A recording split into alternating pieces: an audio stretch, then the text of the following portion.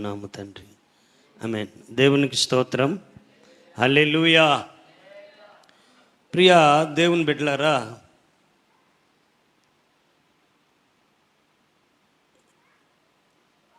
దేవునికి శత్రువు ఉన్నాడా? దేవునికి శత్రువు ఉన్నాడా? విరోధి ఉన్నాడా? అర్థమైందా? విరోధి దేవునికా మనకా? విరోధి దేవునికా మనకా? చెప్పగలరా?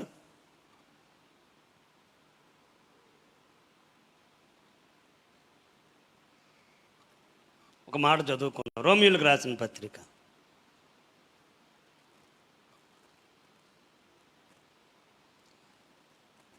రోమియోలకు రాసిన పత్రిక 8వ అధ్యాయం.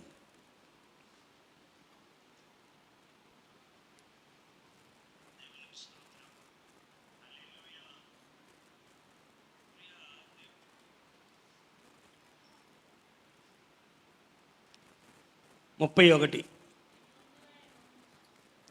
రోమాపత్రిక అందరూ తీశారు కదా, రోమాపత్రిక 8:31. ఇట్లుండగా ఏమందుము, దేవుడు మన పక్షమున ఉండగా, బాగా గుర్తుపెట్టుకోండి, దేవుడు మన పక్షమున ఉండగా మనకు విరోధి ఎవడు?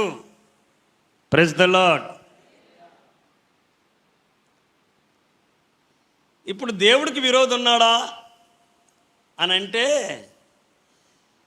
దేవునితో పెద్దగా గొడవ పెట్టుకునే విరోధం ఎవరు లేదు, కానీ దేవుని కంటే ఉన్నత స్థానంలో ఉండాలి, అది పొరపాటు. ఎవరు అలాగ అనుకున్నారు? దేవుని చేత అభిషేకించబడిన కెరూబు అనుకున్నాడు. ఇప్పుడు దేవునికి మహిమ రాకూడదు, ఎందుకంటే దేవదూతల వలన ఆయన మహిమ తెచ్చుకోవడానికి ఇష్టం లేదు. కారణం ఏంటంటే, ఆ కెరూబులు అనబడిన వారు, అభిషేకించబడిన కెరూబులు దేవునికి శత్రువులుగా మారిపోయారు. ఆ మహిమలో నుండి, ఆ నిత్యత్వంలో నుండి వారు బయటికి వెళ్ళగొట్టబడ్డారు. ఇప్పుడు ఆయన నేల మట్టితో ఉన్న మనుషులు చేసుకొని, ఇప్పుడు మనుషుల్లో నుండి మహిమపరచబడుతున్నారు. ఈ మహిమ రాకూడదనే ఆ దుష్టుడైనటువంటి సాతాను ఏం చేశాడంటే, మనుషులకు విరోధముగా మార్చబడి, నేను కొన్ని విషయాలు మీకు చెప్పి 8వ అధ్యాయము, క్రీస్తులో మన జీవితం ఏ విధంగా ఉండాలి, పరిశుద్ధాత్మ సహాయము, శ్రమల మధ్య నిరీక్షణ, 8వ అధ్యాయం అంతా రాస్తాడు పౌలు. రోమాపత్రిక, రోమా సంఘంలో రాస్తూ ఇవన్నీ కూడా చెప్పుకొచ్చాడు. చూడండి, ఒక మాట 28వ వచనం చదువుకుందామా. 28వ వచనంలో, దేవుణ్ణి ప్రేమించే వారికి ఆయన సంకల్పము చొప్పున పిలువబడిన వారికి. ఎవరికమ్మా? దేవుణ్ణి ప్రేమించే వారికి, ఆయన సంకల్పము చొప్పున పిలువబడిన వారికి మేలు కలగటానికి. ఎందుకంటే కీడు చేసేవాడు ఉన్నాడు. దేవుణ్ణి ఏమీ అనలేక మా నాన్ననేమి అనలేక నాకు సెల్లం కట్టేవారు ప్రభు నామకు ముందు. 18వ ఏట వరకు రోజుకు సంవత్సరానికి ఒక సెల్లం పడేది. అన్నీ ప్రాణాంతకమైనవే. నాకు ఏ జబ్బు అయితే ఉండేదో ప్రభు నన్ను ముట్టక మునుపు దాని మీదే పెట్టేవారు. అప్పుడు నాకు ఊపిరాడేది కాదు. ఎవరికాడికైనా వెళ్ళి నిమ్మకాయలకు వెళ్తారు కదా భక్తులు, అడిగితే మా అమ్మని లేదా మా నాన్నమ్మని, మీ కొడుకుని ఏమనలేక లేదా మీ ఆయన్ని ఏమనలేక ఆ పిల్లడి మీద పెడుతున్నారు ఒక్కడే కదా అని. ఎందుకు? మనల్ని ఏమనలేక, ఆ తండ్రిని ఏమనలేక. యేసయ్యని ఏమనలేరు సైతాను, కానీ యేసయ్య బలహీనుడు కాడు, తండ్రైన దేవుడు బలహీనుడు కాడు. కానీ నీవు నేను బలహీనులం. మనం డబ్బును చూస్తే బలహీనం అయిపోతాం, స్త్రీలను చూస్తే బలహీనం అయిపోతాం, కొన్ని బాతాకానీలు చూస్తే బలహీనం అయిపోతాం, కొన్ని వ్యాపారాలు చూస్తే బలహీనం అయిపోతాం, ఏదైనా మనకి లాభము అనిపిస్తే మనం బలహీనం అయిపోతాం. దాన్నే విరోధి ఉపయోగించుకుంటాడు. దేవునికి స్తోత్రం. అందుకని 31వ వచనం మొదటి లైన్లో ఏమన్నాడు? దేవుడు మన పక్షం ఉండగా, మనకు మేలు చేసేవాడు, మనకు తగిన కాలములో మనకి ఇవ్వాలనుకుంటున్నవాడు, మనకి సమస్తమును ఇస్తున్నప్పుడు, మనకు మేలు చేస్తున్నప్పుడు మనకు ఎవరు తయారవుతాడండి? ఎందుకంటే దేవుడిచ్చినటువంటి దాన్ని తన్నేయడానికి, లాగేయడానికి. Praise the lord. అందుకే అంటున్నాడు, మన దేవుడు మన పక్షమున ఉంటే సమస్యలు రావనా? దాని అర్థం దేవుడు మన పక్షాన ఉన్నాడంటే సమస్యలు రావనా, ఇబ్బందులు రావనా? దాని అర్థం ఏంటి? ఎలాంటి సమస్యలు రావని కాదు, జాగ్రత్తగా వినండి. సమస్యలు వచ్చినా ఆయన మనతో ఉన్నాడనడానికి. Praise the lord. యోబుకు సమస్య రాలేదా? ఇప్పుడు యోసేపు, యాకోబు యొక్క 12 మంది పిల్లల్లో ఒకడైనటువంటి యోసేపు, అన్నదమ్ముల వల్ల కళ్ళు వస్తున్నారా, ఈ కళ్ళ గన్నేవాడిని లేపిద్దాం రండిరా, గోతులు దోచేశారు, అక్కడి నుండి తీసుకెళ్ళి ఇస్మాయిలీలకి అమ్మేశారు, ఇస్మాయిలీలకి అమ్మేశారు. వాడేం చేశాడు? అందులోనూ ఆ పోతీబారి భార్య ఎవడైతే కొనుక్కున్నాడో ఆవిడ కొన్నేసింది. ఆవిడతో పాపం చేయడానికి ఇష్టపెట్టుకోలేదని ఆమె జైల్లో వేసింది, తప్పుడు కేసు పెట్టేసింది. పోనీ జైల్లోనే ఏమైనా మేలు జరుగుతుందంటే మేలు జరిగింది ఒక ఇద్దరికి, కానీ ఇద్దరు మర్చిపోయారు. ఇవన్నీ ఆయనకి విరోధమే, అవన్నీ విరోధమే. కానీ ఒకరోజు వచ్చింది, దేవుడు తన పక్షా నుండి ఇలా గుంచిన చేతిని ఏం చేశాడంటే ఒకసారి తగు సమయములో హెచ్చించినట్లుగా యోసేపు దగ్గర, యోసేపు పక్షమందు దేవుడు ఉన్నాడు. ఇప్పుడు అన్నదమ్ములు ఏమైపోతాండ్రండి? గజగజ 50వ అధ్యాయం అనుకుంటా చివరిలో రాస్తాడు కదా, ఆది కాండంలో. అప్పుడు ఆ యోసేపు అంటున్న మాట ఏంటంటే, నాటి కాలంలో ఆ రోజుల్లో మీరు నన్ను శ్రమ పెట్టాలని చూచారు, కానీ అది నేటి కాలానికి మనకు మేలుగానే మార్చాడు. దేవునికి స్తోత్రం. హల్లెలూయా. Praise the lord.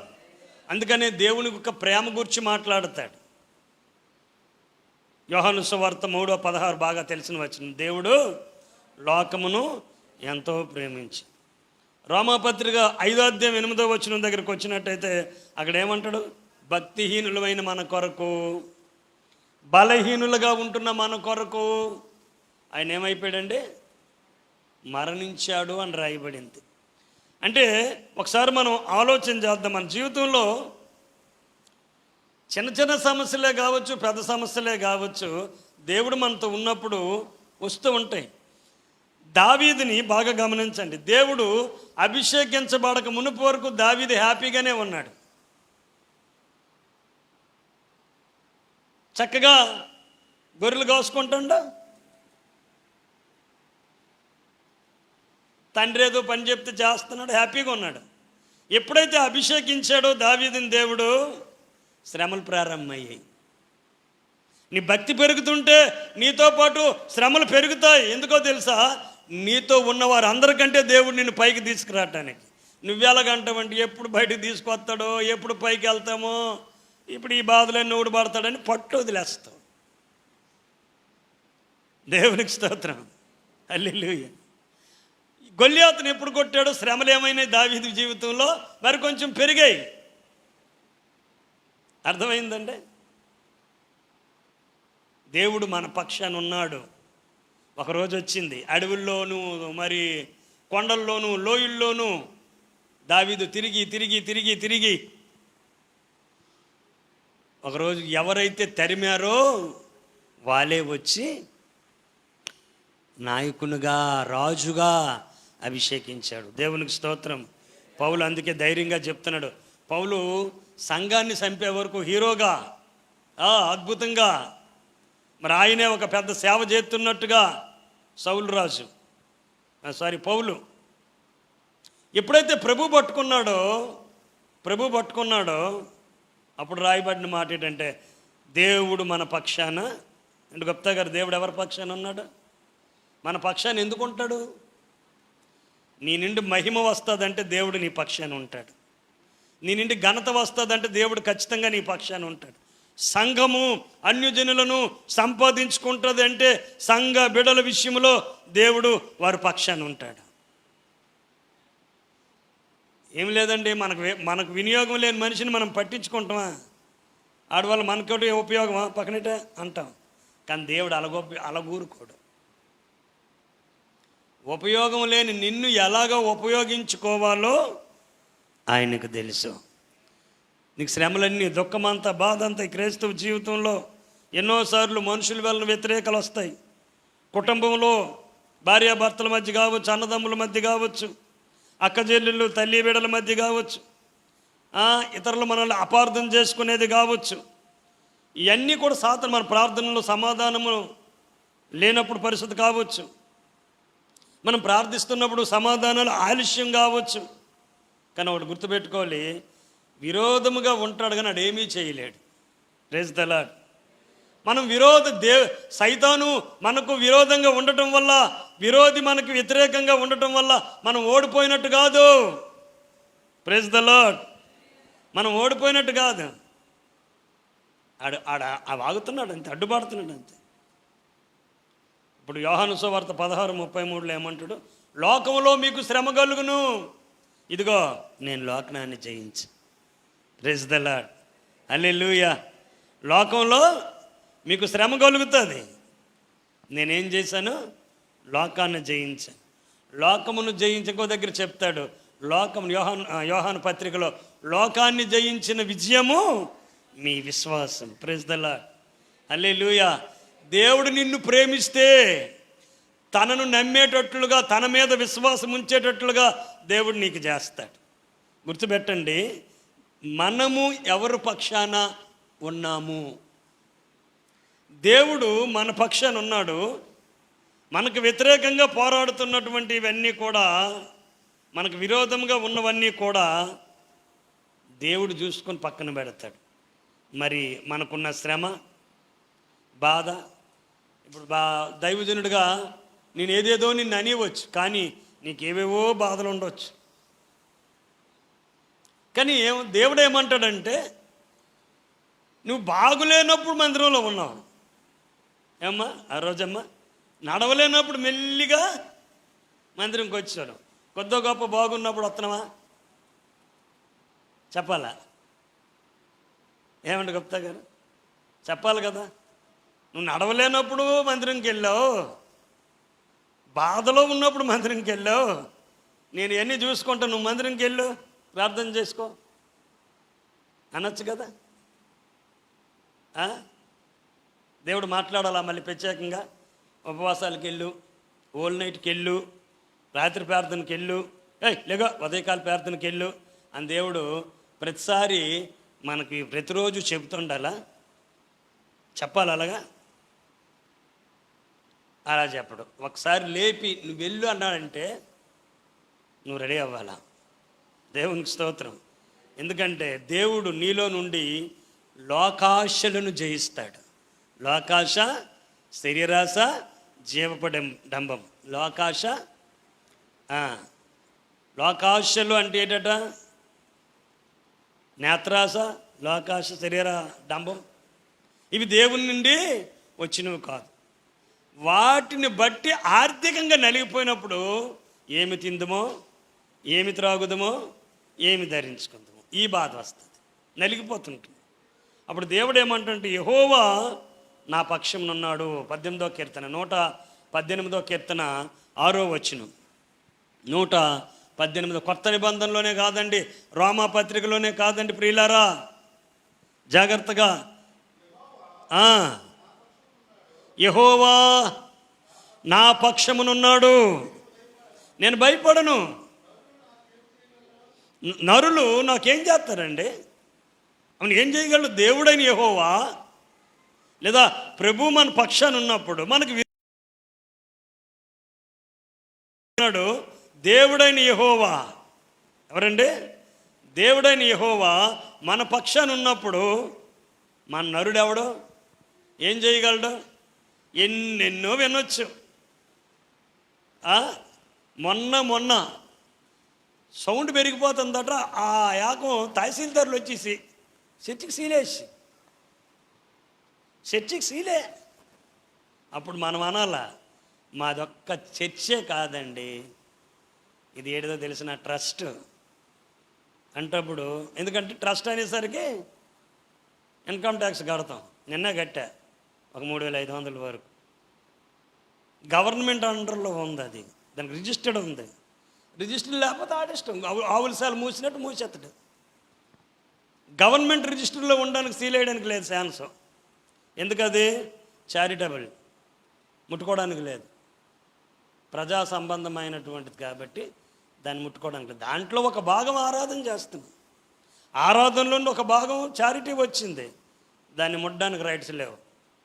అది లేదు కాబట్టి గవర్నమెంట్ ఏం చేస్తాడంటే దేన్నైనా మూసేస్తాడు. పాడుబడిన బంగాళాన్ని మూచినట్టు అందులోకి వెళ్తే కూలిపోద్దని.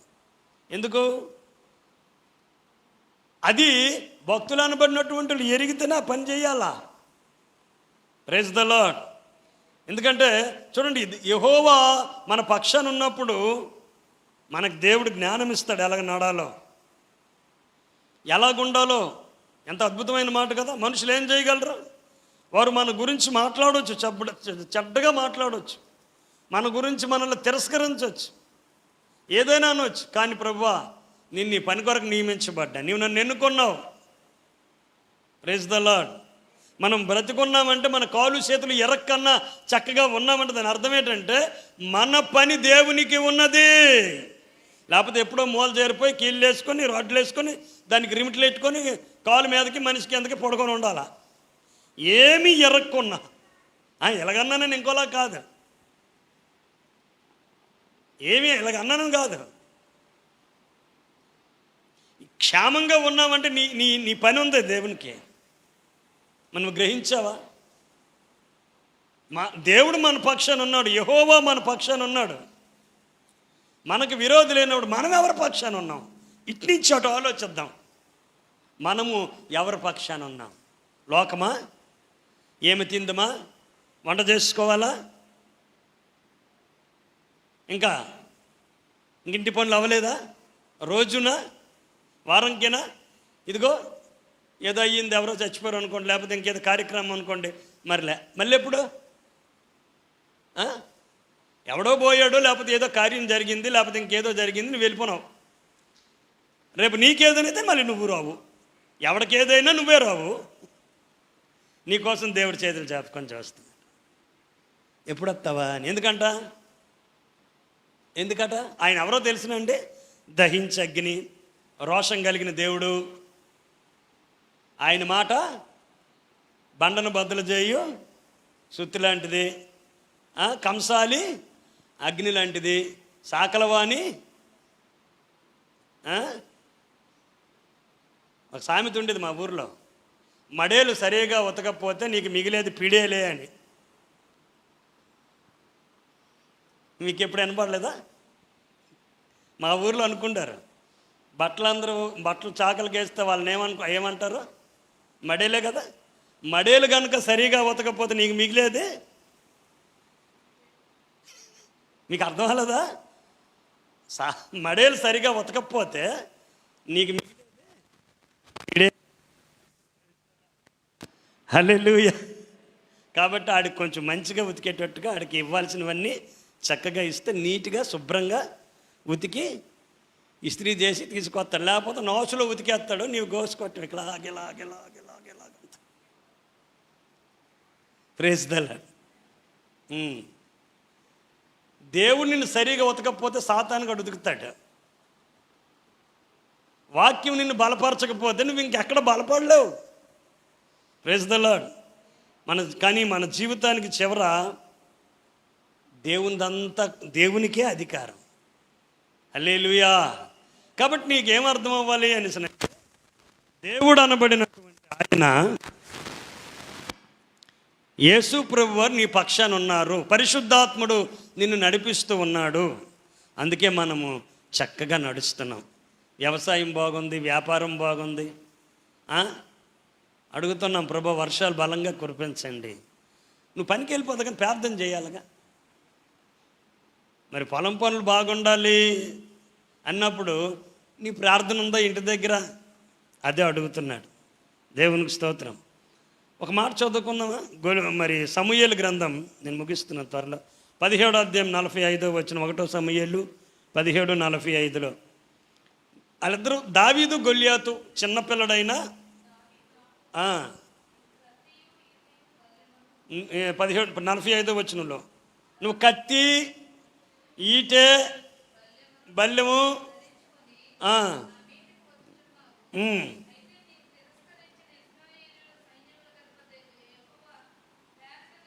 నీవు ఏ దేవుడినైతే తిరస్కరించావో ఆ సైన్యములకు అధిపతి యెహోవా పేరు మీద నేను వస్తున్నాను. నువ్వు వెళ్ళేటప్పుడు నువ్వు ఏ పనికి వెళ్ళు, గొప్పగారేనండి, ఏ వ్యాపారానికి వెళ్ళు, ఏ వ్యవసాయానికి వెళ్ళు, ప్రభువా యేసు నామములో నేను వెళ్తున్నాను. ఎలాగా? నా తండ్రి నా కోసం రక్తము కార్చిన యేసుక్రీస్తు నామంలో నేను వ్యాపారంకి వెళ్తున్నాను, నీ పనికి వెళ్తున్నాను. యేసు నామములో క్షేమంగా తిరిగి వచ్చుదునుగాక. పలసబడికి చెప్తారు. అవి అలవాటు లేదు మీకు. ఏంటట? యేసు నామములో. అప్పుడు నువ్వు అస్తమానం బాధపడాల్సిన పని ఉండదు. దావీదు దగ్గర పెద్ద ఆయుధం ఏముందా? కుర్రోడి దగ్గర ఏమీ లేదు. ఏం పెట్టుకెళ్ళాడు గొల్యాతును కొట్టడానికి? AK-47 ఏమైనా ఉందా? మిషన్ గన్లు ఏమైనా ఉన్నాయా? ఏమిలే, రాయి పెక్క అంతే. సైతాన్ని జయించడానికి, దుష్టుని జయించడానికి పెద్దగా ఏమి ఉండదండి. నువ్వు సరిగా ఉంటే చాలు, నువ్వు దేవుడిలో నిలకడగా ఉంటే చాలు. యోసేపు జీవితం అంతే, చిత్రహింసలు పెట్టారు కానీ ఐగుప్తు దేశానికి రాజు అయ్యాడు. అందరూ శ్రమలు పెట్టారు. యేసు ప్రభువుకి సమాధి చేసేస్తే ఆయన లెగిసిపోతాడు అన్నాడు. సమాధిని కూడా శుభ్రంగా ఏం చేశారంటే బంధించి పెద్ద తాళం పెట్టేశారు. దేవునికి స్తోత్రం. వీళ్ళకి సింపుల్గా అర్థం అవ్వాలండి. లాజరు సమాధినే పీకేశాడు బయటికి. సమాధి చేయబడి 4 రోజులు అయిపోయిన లాజర్న బయటికి పీకేసిన తర్వాత తనకు సమాధి ఎత్తి ఊరుకుంటాడండి. ఆలోచించాలి. ఇప్పుడు లాజరు సమాధినే బయటికి పీకించాడు. లాజరు బయటికి రా అన్నాడు. చక్కగా వెళ్ళిపోవచ్చు. 4 రోజులు అయిపోయినాడు. మరి తనకేమన్నా తనకు సమాధి ఎత్తి ఊరుకుంటాడా? అసలు టచ్ చేయకూడదు. జ్ఞానం లేని ఎరుబోగులు తను వెలగొంటుందంటే అలాగే ఉంటుంది. మరి బంధించి భద్రం చేస్తే ఆయన కొట్టిన కొరలా దెబ్బలు ఆయన ఏం చేయలేకపోయినాయి. ఆయనకు గుచ్చిన ముళ్ళ కిరీటం ఆయన ఏం చేయలేకపోయింది. ఆయనకు పెట్టిన సమాధి లేకపోతే సిలువ, ఆయనకు మీదకు వచ్చిన మరణం ఆయన బంధించిన సమాధి ఆయన్నేమి గుర్తుపెట్టుకో. ఆయన రక్తము నిన్ను శుద్ధీకరిస్తుంది. ఆయన రక్తము నిన్ను పరిశుద్ధపరుస్తుంది. ఆయన రక్తము నీకు ధైర్యాన్ని కలిగిస్తుంది. మరి నీకు ఆయన ఉన్నాడు అని దేవుడు మాట్లాడుతున్నాడు. ఎంతమంది నమ్ముతున్నాం? దేవుడు నా పక్షాన ఉన్నాడు. ఈ శ్రమలు నన్ను ఏమీ చేయవు, ఈ ఆర్థిక ఇబ్బందులు నన్ను ఏమీ చేయవు, ఈ అప్పుల టెన్షన్ నన్ను ఏమీ చేయదు. ప్రైజ్ ద లార్డ్, హల్లెలూయా. ఇవేమీ నన్ను ఏమీ చేయవు. దేవుడు మన పక్షాన ఉన్నాడు. యెహోవా నా పక్షం నుండగా ఈ నరులు కానీ ఇవి ఎవరు ఏమీ చెయ్యి. సరే, ముగింపుకి వెళ్దాం. మనము దేవుని పక్షముగా ఉండగా ఇప్పుడు ఏం జరుగుద్ది? దేవుడు మన పక్షాన ఉంటే మన కన్నీరు తొడవబడుతుంది. దేవుడు మన పక్షాన ఉంటే మన ఆర్థిక ఇబ్బందులు తొలవబడతాయి. దేవుడు మన పక్షాన ఉంటే దేవుడు మనల్ని దిద్ది సరిచేసి ఆయన రాకడ కొరకు మనల్ని సిద్ధపరుస్తాడు. దేవుడు మన పక్షాన ఉంటే మనకు విరోధే ఉండడు. ఎందుకంటే ఆయన సంకల్పం చొప్పున ఆ కిందన అక్కడ రాస్తాడు, శ్రమ అయినను, నిందైనను, హింస అయినను, కరువైనను, వస్త్రహీనత అయినను క్రీస్తు ప్రేమలో నుండి మనల్ని ఎడబాపునా అని ప్రశ్నిస్తాడు. ఆ రోమపత్రికలోనే, ఆ అధ్యాయంలోనే, ఆ 8వ అధ్యాయంలోనే ప్రశ్నిస్తాడు.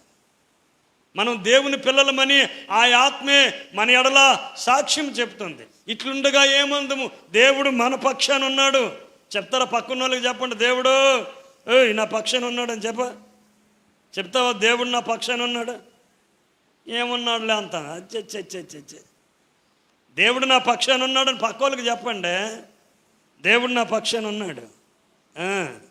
దేవుడు నీ పక్షాన కూడా ఉన్నాడు. కానీ మనం ఎవరి పక్షాన ఉన్నాం?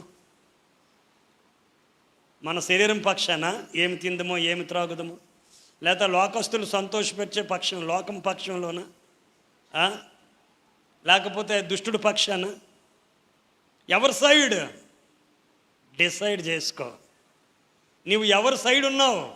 దేవుడైతే మన సైడ్ ఉన్నాడు, విరోధి మన సైడ్ ఉన్నాడు. మన పక్షాన దేవుడు ఉన్నాడు. ఇప్పుడు దుష్టుడు ఉండడు. Praise the lord. మరి దుష్టుడు ఉన్నాడు కదా, ఆటంకాలు కలిగిస్తున్నాడు కదా, బాధలు కలిగిస్తున్నాడు కదా. మరి పరిస్థితి ఏంటి? అర్థం చేసుకో. నీవు ఎవరి పక్షాన ఉన్నావు? నీ తండ్రి పక్షాన. నేను ఒకటి వంద గ్రూప్లో పెడతాలేండి సాయంకాలం. ఎప్పుడు ఆ ఊర్లో పోలీసు వాళ్ళు తిరుగుతా దొంగ బైకులు ఏవో ఉన్నాయట. బైకులు చెక్ చేస్తున్నారు, రోడ్డు మీద ఉన్న బైకులు. వాళ్ళు వెళ్తా ఎవరినేమనట్లా. మన మనోజ్గా వీడు ఎవడో మన ఏం పేరు, శ్రీకాంత్ బాబు, అంత కుర్రోడండి. కానిస్టేబుల్ దగ్గరికి వెళ్ళి, మీరు వస్తాండ్రని మా నాన్న ఈదులో ఉన్న బండి ఇంట్లో ఇచ్చాడండి, రండి అనుకొని 100 గ్రూపులు ఆడతాను చూడండి. ఉందండి రండి, మా నాన్న కూడా ఇంట్లోనే ఉన్నాడండి అని ఈదులో ఉన్న బండిని ఇంట్లో ఎట్టించాడండి అని కానిస్టేబుల్ తీసుకొని వచ్చి, ఇదిగో మా ఇల్లు, అదిగో బండి అని చూపించి, తీరా చూస్తే ఆడికి కొన్ని గీసెన్సులు ఏటి లేవు. దొంగబండి కాదు, ఆడికి లేవు లైసెన్సులు కట్టి. పోలీసులు పెట్టుకొని పైన వేసినారు. అంటే పోలీసులు వస్తాను దిగులు బండి అంటే పోలీసులు వచ్చి దొంగబండి మా నాన్న తిప్పిందని ఆడికి డౌట్ వచ్చింది. కాబట్టి మరెందుకని చెప్పి ఎత్తుక్కోవడం అని ఆడే చక్కగా వెళ్ళి, ఆడ అంత స్పీడ్ నడుస్తాను తెలిసినా ఆ చూపించడానికి అంత ఉత్సాహం. పోలీసుడు కూడా అంత స్పీడ్ నడలేదు వెనకాల. అదండి మా ఇల్లు అని చూపించాడు. ఆ బండి చూస్తాడు పైన పడిందాడు. ఇప్పుడు ఈ చిన్న పిల్లవాడిని కొట్టలేము, చెయ్యలేము, ఏడు చేస్తాం. విరోధులు అంటే ఎక్కడో ఉండరా, మన ఇంట్లోనే ఉంటారు అంతండి ఆయుడు. యేసుప్రభు కూడా ఏమన్నాడు, మీలో ఒకడో, మీ 12 మందిలో ఒకడో చెప్పండి. సైతాన్ ఎక్కడో లేడో, మీ 12 మందిలో ఒకడు సైతాన్ అని అన్నాడు. ఎవడోడు? ఇస్కరియోతు యోధ. ఆడే అబ్జెప్చాడు యేసుప్రభుని. మళ్ళీ డబ్బు సంచి ఎవరి దగ్గర ఉంటుందా? 12 మంది శిష్యుల్లా. పేతురు దగ్గర ఉండదు, యోహాన్ దగ్గర ఉండదు. అతిగా ప్రేమించిన యోహాన్ దగ్గర ఉండదు. ఊపుగా మాట్లాడినటువంటి ఎగిరెగిరి మాట్లాడుతున్న ఆ పేతురు దగ్గర ఉండదు. సైలెంట్గా అమ్మేసినటువంటి ఇస్కరియోతు యోధ దగ్గర డబ్బు సంచింది. కాబట్టి దేవుడైతే నీ పక్షాన ఉన్నాడు. అది 100% confirm. Praise the lord. 100% guarantee ఏదంటే దేవుడు నీ పక్షాన ఉన్నాడు. హల్లెలూయా. మొన్నటి దినం పేదరు గారు పడిపోయారు అనేసరికి ఈ పెద్ద దెబ్బలే తగిలిసి పెద్ద అనుకున్నా, ఎందుకంటే చాలా స్పీడ్. కానీ ఏంలే, చిన్నవే అయిపోయాయి. దేవుడైతే మన పక్షాన ఉన్నాడు. దైవజనుడిగా నేను మీకు ప్రకటిస్తూ ఉన్నాను. కానీ సంగమా, దేవుని బిడ్డలారా, మీరు ఎవరి పక్షాన ఉన్నారు? దేవుని చిత్తం చేయటం అంటే యేసుప్రభు ఏం చేశాడో అది చేయటం. మనం చెప్పింది చెప్తే కరెక్ట్ కాదు, నీకు తెలిసి నువ్వేం చేయాలో. దేవుడు నీ పక్షాన ఉన్నాడు, నీకు విరోధి లేడు. కానీ విరోధం కలుగుతుందంటే మనం దేవుని పక్షాన లేకపోతేనే అది కలుగుతుంది. అందరూ పాపం సప్పర్, దాన్ని ఏమంటారు, ప్రభు బల్ల, లార్డ్ సప్పర్ ఆచరిస్తే ఇస్కరియోతు యోధకి ఏం పని? యూదుల దగ్గరికి వెళ్ళి బోధకుండా అప్పచెప్తామని చెప్పడానికి. ఈ 11 మంది పక్షాన దేవుడు ఉన్నాడు. వాడు దేవుడిని విడిచిపెట్టాడు. సైతాన్ వాడిలో ముందే దూరిపోయాడని వాక్యం ఉంది. ప్రార్థన చేసుకుందాం, కళ్ళు మూయండి. మన పక్షాన దేవుడైతే ఉన్నాడు, మన పక్షాన దేవుడున్నాడు. పరిశుద్ధాత్ముడు మన పక్షా నుండి మనల్ని నడిపిస్తున్నాడు. బిడ్డా,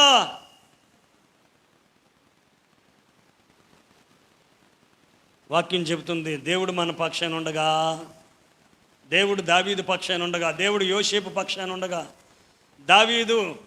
దానియేలు పక్షాన దేవుడు ఉంటే సింహాల నోళ్ళు మూయబడ్డాయి. సద్రక్ మేషక్ అబేద్నెగోల పక్షాన దేవుడున్నాడు. అగ్ని బలము చల్లారిపోయింది.